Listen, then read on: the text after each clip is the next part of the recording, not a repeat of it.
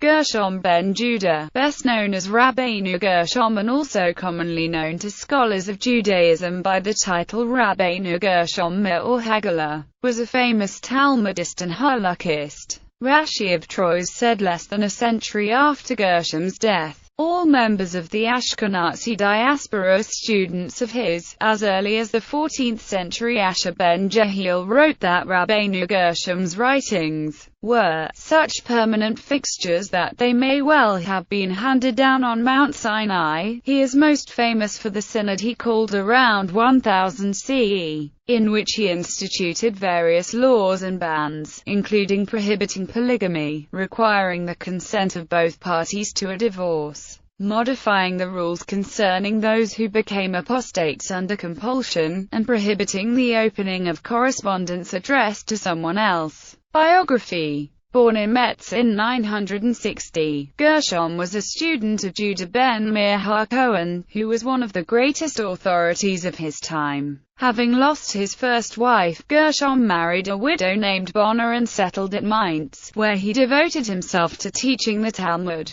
During his lifetime, Mainz became a center of Torah and Jewish scholarship for many Jewish communities in Europe that had formerly been connected with the Babylonian yeshivas. He was the spiritual guide of the fledgling Ashkenazi Jewish communities and was very influential in molding them at a time when the population was dwindling. Students came from all over Europe to enroll in his yeshiva, and later dispersed among various communities in Germany and beyond, which helped spread Jewish learning. He had many pupils from different countries, like Eleazar ben Isaac, nephew of Simeon Hagidol, and Jacob ben Yaakov, teacher of Rashi. The fame of his learning eclipsed even that of the heads of the academies of Sura and Pumbedita. His life conformed to his teachings. He had a son, who forsook his religion at the time of the expulsion of the Jews from Mainz in 1012. When his son converted to become a Christian,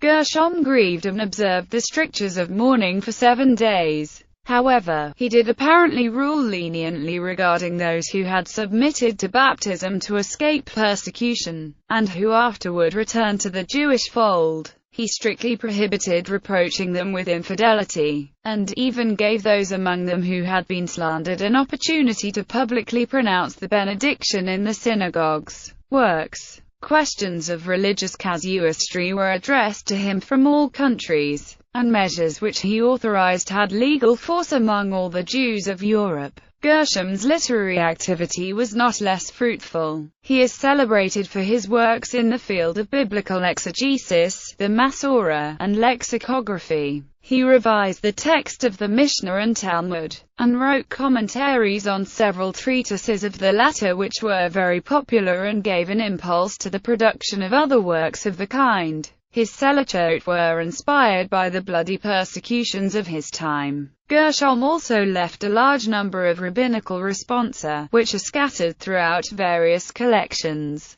The holy city and its regions are turned to shame and to spoils, and all its desirable things are buried and hidden, and nothing is left except this Torah, synod and bans. He is famous for his religious bans within Judaism, which include the prohibition of polygamy, the prohibition of divorcing a woman against her will, the modification of the rules concerning those who became apostates under compulsion, the prohibition of reading another person's private mail. His bans are considered binding on all of Ashkenazi Jewry until the present day, although the reasons for this are controversial. Some authorities hold that the bans are still binding, while others consider them to have expired but nonetheless obligatory to follow as universally accepted customs. Bibliography. Allgemeine Deutsche Biographie, Volume X, Leipzig, 1879. Haim Azulai, Shem HaGedalim, Bloch and Eliakut vy, Histoire de la littérature juive. 310. Histoire littéraire de la France, XIII. 2 ASEQ. Heinrich Gratz, Gisch,